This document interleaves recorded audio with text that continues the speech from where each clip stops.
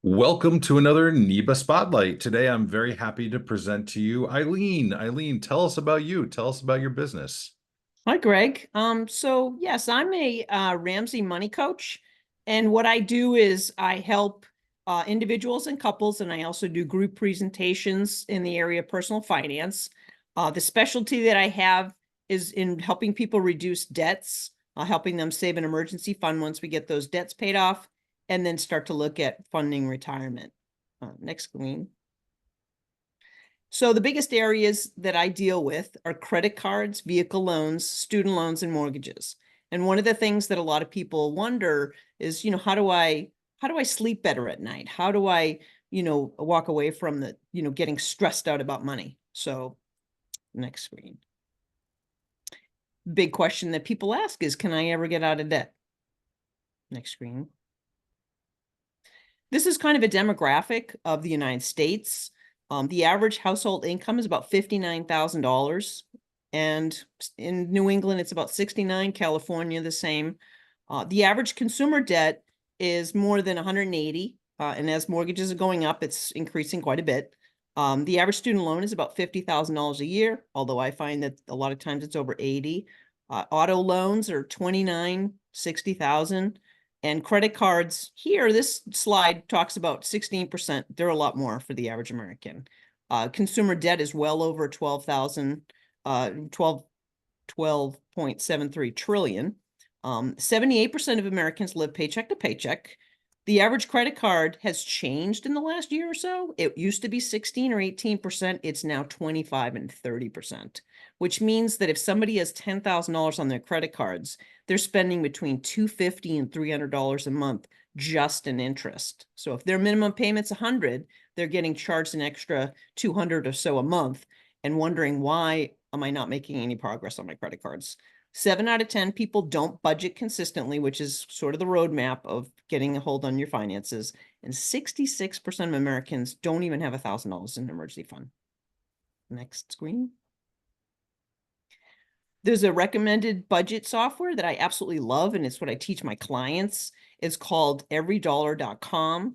There's a basic version that's free. People could just plug in their information and get a good idea of what their budget looks like, what's coming in, what's going out. Is there a surplus? Is there a deficit? And then from there, we go and figure out how we're going to get that income up or reduce the expenses to be able to start paying those debts down. And then there's an upgraded version that is actually where all of your accounts go in and all the money goes into the budgeting software. And that's a really nice tool as well. So next screen. So this is pretty much the roadmap that I help people through. The first thing we do is we do a $1,000 emergency fund. Then we pay off all the debts, excuse me, and then we get to 3 to 6 months of expenses, get into retirement, funding for colleges, paying off the house, and building wealth. The next screen. And then this is the recommendation form that I walk people through and their clients. We get a summary of what's going on. Then we put action steps into place. There's resources that I recommend, especially books and some videos. Next screen. And this is a great video. It's very simple. It's the principles that I teach when I do money coaching. And we'll just show a little short video.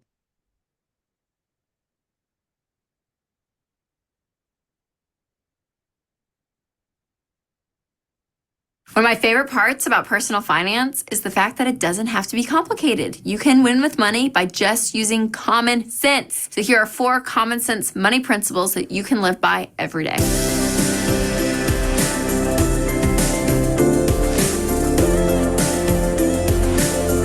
Sense prevails when it comes to your money. When people say personal finance, I feel like I should have like reader glasses on and say words like diversification and growth stock mutual funds and like use all these big terms, because personal finance, it seems like a very intimidating topic and people don't like talking about their money because they kind of feel stupid. People that win with money and that are rich, they know all the stuff that I don't, and I'm just a common person. But listen, you guys, personal finance, majority of it is behavior. Very small percentage of it is head knowledge. So if you live by common sense principles when it comes to money, it's amazing how quickly you can win. Like number 1, live on less than you make.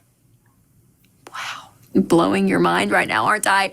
Yeah, you guys, if you spend more than you make, you're going to be broke. If you live on less than you make, you have money to save and save for the future, things for like emergencies, so that debt doesn't have to be part of your life, or things that you want to, save up for the future. It's amazing just living on less than you make, but it's hard to do. It's easy to understand. It's hard to do. Another common sense principle that I live by is if you don't have the money, don't buy it. Oh my gosh. I said this in an interview, like a national interview one time, and I said, yeah, well, if you don't have the money, don't buy it. Anchor looked at me and she was like, that is so smart. And I was like, really? Okay, because it is. It's common sense. We all know it, but doing it is hard, again, because there's credit cards, car loans, all these ways to go get things that we want instantly. But when you're in debt and you're living paycheck to paycheck, like 70% of Americans do, it's hard to win with money. So if you just go by the philosophy, well, we don't have the money for that vacation, so we're not going to take it. I don't have the money to buy that particular car, so I'm not going to buy it. But just living with this idea that debt has to be a part of your life is going to keep you broke. Another common sense principle is talking about money, even when it's hard. And when you're married, especially, communicating about money,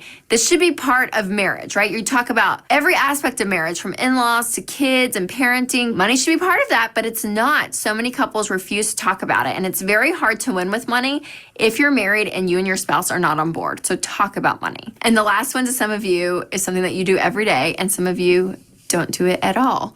But simply log into your bank account. You guys, it's amazing how people don't even know their username and password for their bank account. Log in and know what's going on. Know how much money you have. This whole idea of overdraft fees and spending more than what you have in your checking account is silly. Like, that's 5th grade math, you guys. We gotta do better than that. And so to win financially, you have to take ownership, and part of that is knowing what you have. So very common sense, very basic, but just log into your bank account. So those 4 common sense money principles, it's just the basics right there. But to dive more into those and other great habits that you can implement in your life and common sense ways to live with your money, make sure to check out my book, Love Your Life, Not Theirs. I walk through everything from giving, saving, spending, getting out of debt, living intentionally with your money, all around this idea of helping you love your life and not everyone else's. Start winning with money, grab some great tools, including my book. You can click the link below to order it. Hey guys, thanks so much for. Thank you, Greg.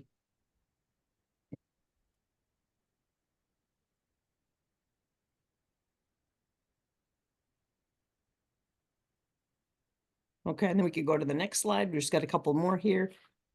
This is just a repeat of what she said: living on less than you make. If you don't have the money, don't buy it. Talk about money even when it's hard, and log into your bank account. Know how much money you have in there. And then the next screen. These are some recommended books. Debt-Free Degree is specific towards colleges and paying for colleges and scholarships, that type of thing. Total Money Makeover is an overall finance bestseller. And Everyday Millionaires is 10,000 millionaires that were interviewed in the United States. And a lot of these simple things that millionaires do, like spend less than $40 on a pair of jeans. The average millionaire buys a 2 or 3-year-old car, and so much more information in that book. And next screen, Greg. Thank you for your time, and any questions. Next screen is questions. And then my last slide is my contact information. Really nice work, Eileen. This is amazing. What you do is so important for everybody out there. Thank you so much for presenting today, and we look forward to supporting you and your business. Thank you very much, Greg. I appreciate your time.